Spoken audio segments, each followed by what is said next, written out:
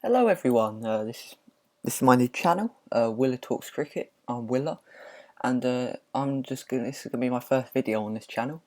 And today I'm going to be talking about the Bob Willis Trophy, what I'm predicting, mainly predictions to do with the first round of fixtures which start this Saturday, and also to do with my predictions for the overall thing, who will top the groups, who will reach the final, who will win the final, stats, who will score the most runs, who will take the most wickets, etc, etc, etc, etc.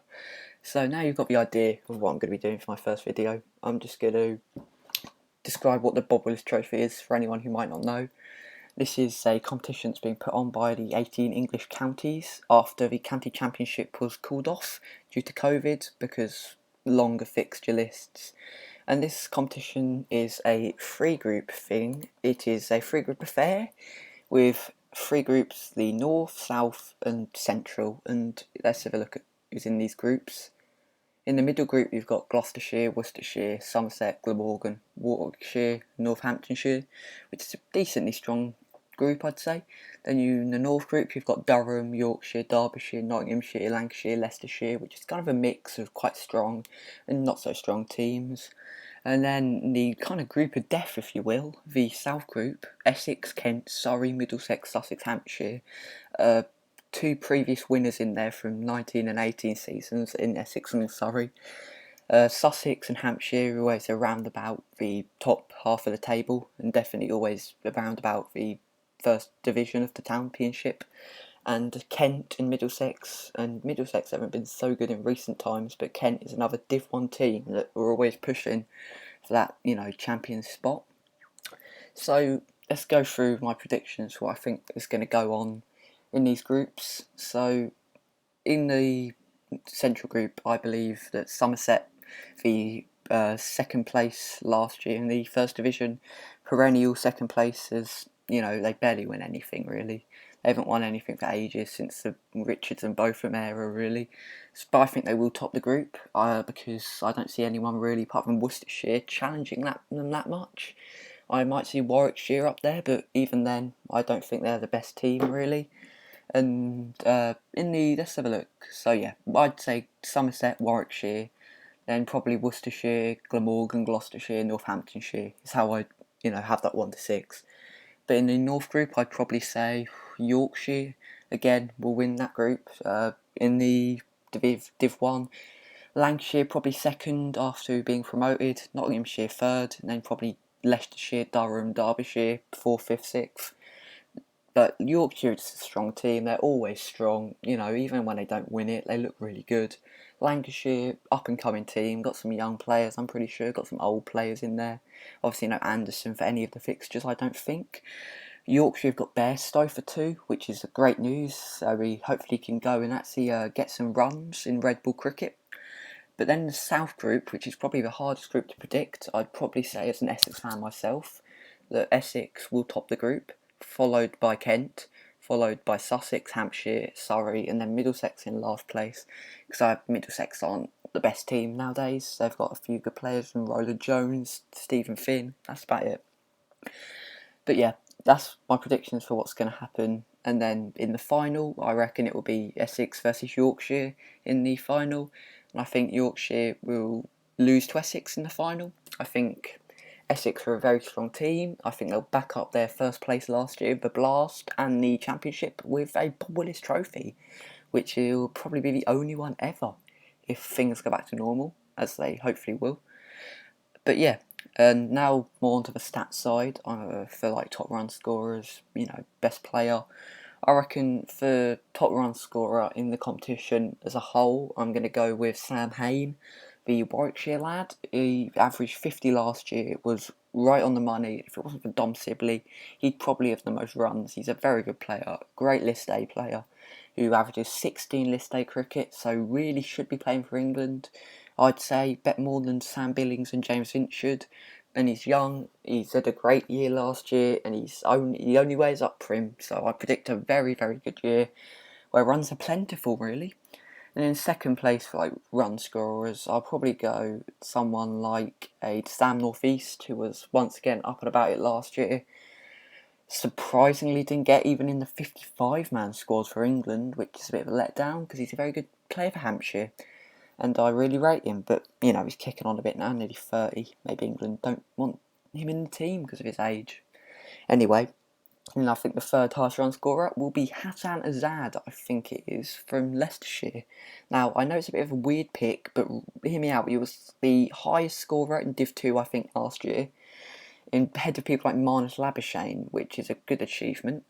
And he's a very good player. He's an opener. He bats quite, I'm pretty sure, quite defensively. He's quite a defensive player. I think he's a up and coming talent for England, and I think he will be the third highest run scorer in the competition. And people about there probably be like Dane Villas, Liam Livingston maybe if he plays. I don't know how good he is at first class cricket. I think he's okay. Hasib Hamid maybe I think will be up there. Maybe some of the Yorkshire lads, Gary Balance, Adam Live might be up there. But yeah. And on to wicket takers, top wicket takers, right? I'm going with Ollie Robinson in first place, Sussex seamer, and unless he gets called up for England, I don't see him not taking 25 wickets a game. He's just so good.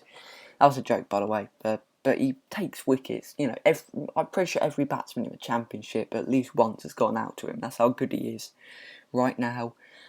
And it's going to be maybe a bit tougher, not playing in April where it's overcast, quite damp. You know, the pitches will be harder, the pitches will be, they won't be as overcast, but I still think it'll be well ahead.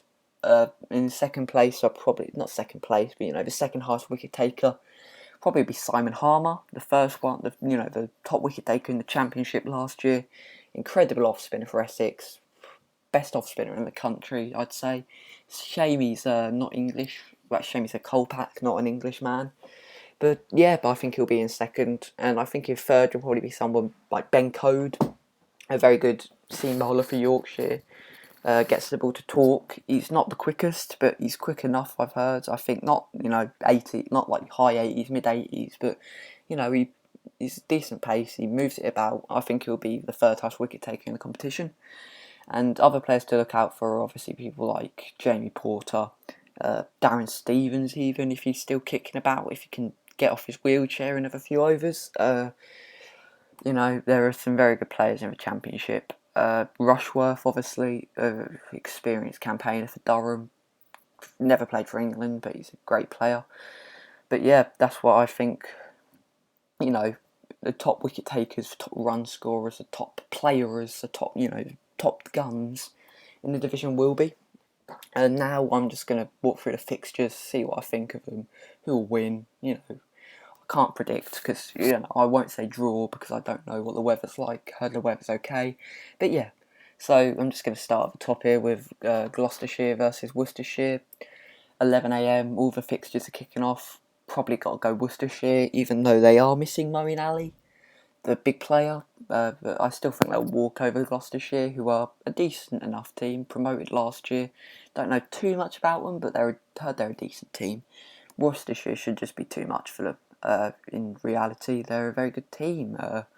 Then Somerset, Glamorgan. Now, I think Somerset will have got Jack Leach back, and they obviously have the Overton brothers, who are very good. But yeah, I think Somerset should beat Glamorgan. Glamorgan got people like Billy Root in their team who have to do a lot of the heavy lifting, I'd say, for them. No Labuschagne this year, so that's a big loss for them.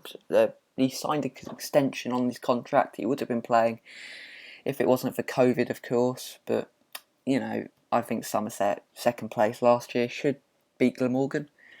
Warwickshire, Northamptonshire, it's Northamptonshire. They're not very good. Let's be honest. They're a decent team, but they're not Warwickshire's level. Warwickshire are a very good team, I'd say. Warwickshire, Sam Hain, he'll score runs against them. He'll probably score 100. I think, he'll definitely score 100. I'm saying against Northamptonshire, get his season off to a flyer.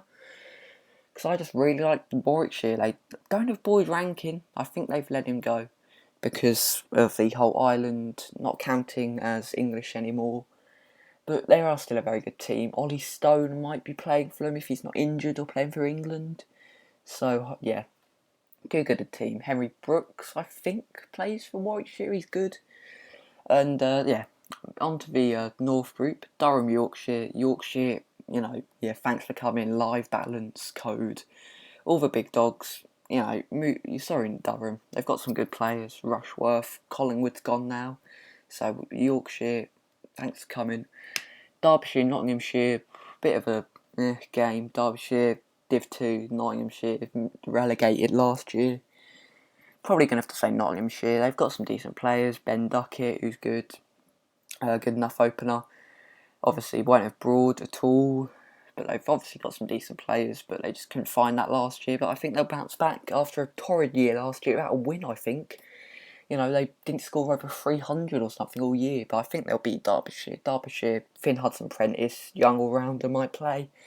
Billy Godalman, Wayne Madsen, decent players. Matt Critchley's a decent leg spinner, but doubt they'll do much. Lancashire, Leicestershire, probably Lancashire walkover. Hassan Azad might do well, I think he will. Don't know too much about Leicestershire. Obviously, Colin Ackerman plays for them. Best ODI, best T20 bowler in the world, obviously, with his 7 for 14 or whatever he took in the Blast last year. But Lancashire's class. They won the league with a stomp over in the Div 2 last year. Should smash Leicestershire. Regulation with them. Now, Essex v Kent, which is a very interesting fixture. Me being an Essex fan, and I know some people who are Kent fans who I would really not like them to win, even if it is only Bob Willis Trophy, but I really wouldn't like them to win after I've bigged up Essex a lot when I talk to them. So I'm going to go an Essex win, but I'm praying Kent don't win because I will get abused by all my friends who support Kent, and I know they know who they are. Mr. Samuel, you'll laugh at me because I said Essex will roll them over and Kent, so I'm going to be, Essex will win, but it might be a challenge. Kent obviously not having Sam Billings in their team because he's playing for England. 64 not out, best wicketkeeper batsman ever. But no, Essex got a very good team. Simon Harmer, Nick Brown, Ali Cook, but yeah. Should be Essex win, hopefully, fingers crossed.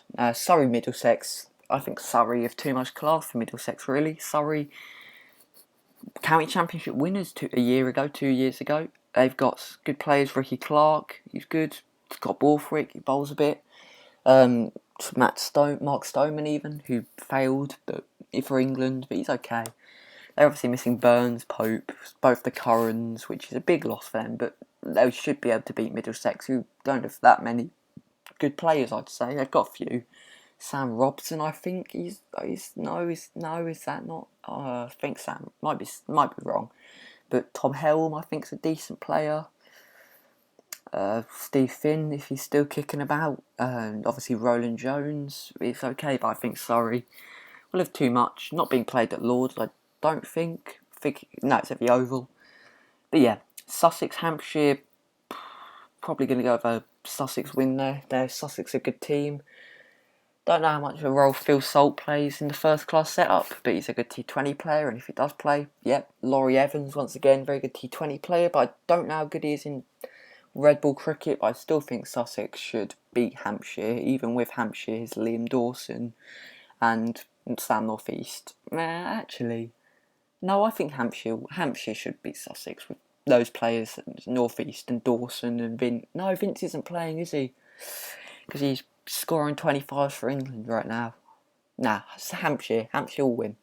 Hampshire will win that game, which will, I like Hampshire. Decent team. Obviously, great team. But yeah, those are my predictions for the first round of the Bob Willis Trophy and the Bob Willis Trophy as a whole. And I hope you enjoyed this video. If you did, tap that like button. Give it a little tap.